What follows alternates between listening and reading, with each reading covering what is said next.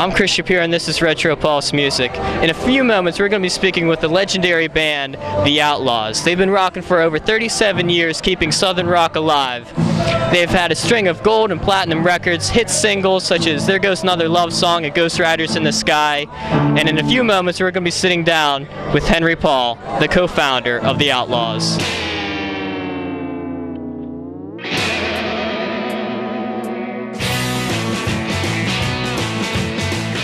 Alright, so I want to start off talking about the genre of Southern rock, because to me it seems like the bands can come and go, but the music lives on, and it's transferred onto the next generation, and the music will never die. And I was wondering, what's that like to be a part of that sort of community where the music just lives on?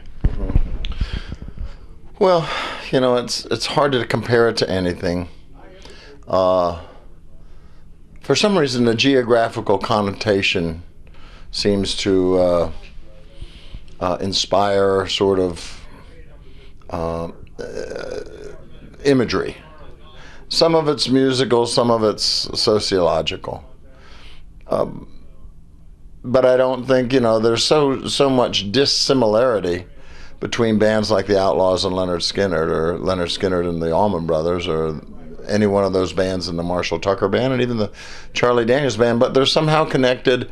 And I think the connection is more up here, you know, than it is musical. I think it's a sociological connection, and I think that people they glorify, you know, the South, for instance. It's a cultural thing, like the Civil War. Union artifacts are worth a third the price of Confederate. Well, there were so few Confederate artifacts that survived because there was so little money and so little invested, but still and for all, people are more interested in Robert E. Lee than they are Ulysses S. Grant. And I think that rebellious character sort of subconsciously permeates the outlook or the attitude of the band. And I just think that it's somehow mysteriously connected. And as far as the music goes, I mean, good songs are good songs, and a good performance is timeless. Mm-hmm. And so if you're writing good songs and you're putting a good performance together, I think that, you know, it tends to endure.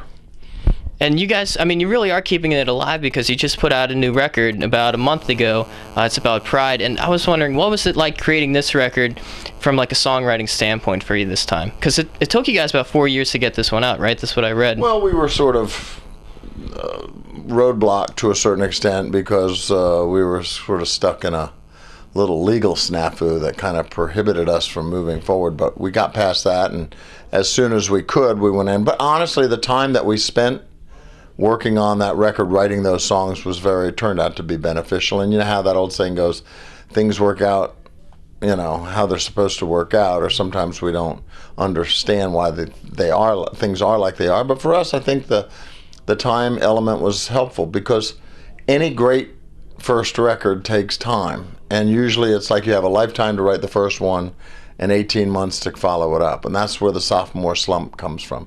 Well, for us, we had, you know, 3 or 4 years to write it, and we took advantage of that, and we crafted a record that was solid, quality-wise, from song to song, and the performance was honed out here on the road.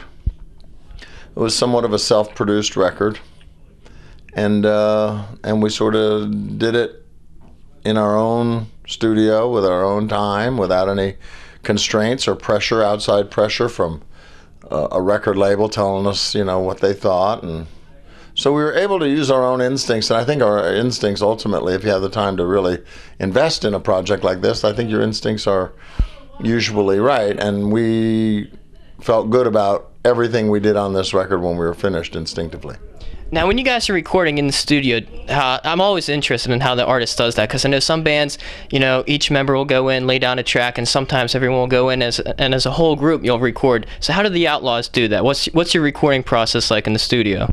Well, we borrowed a little bit of both of those concepts. Now, to record a basic track of the drums and bass and the band, it's all about the drums.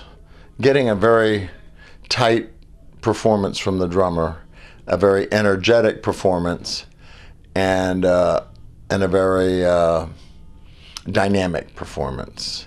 And what we did was we went into a room big enough for him to sit up in the middle, and we set up around him in a semicircle, and we ran the songs that we already knew by heart, and we did 2, maybe 3 takes with the band pushing and pulling, and the dynamics reflected that sort of intimacy of and the energy of our presence in the tracking session.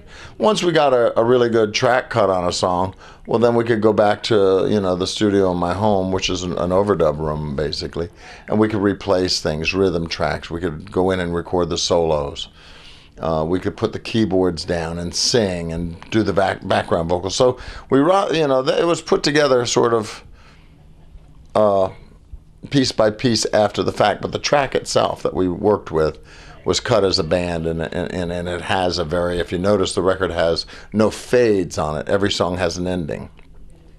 Well, that just comes from rehearsal and knowing the songs, and so we wanted the quality of a well thought out performance, but we also wanted the spontaneity of a live record, and I think that the album mysteriously has a very uplifting quality to it, and it has a very energetic and very positive and very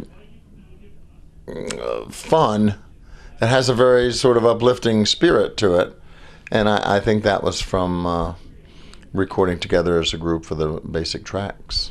Now, you mentioned how you wanted the sound live, and I want to talk about your live performances. What is it like to play Ghost Riders in the Sky live? Because that's such a great song, and I feel like bringing it out on stage to let the song come to life. What's that like for you as an artist? Well, that is, first of all, it's a handful. It's at the top of my range. Second of all, it's a classic melody. It's an American standard almost. And so you get to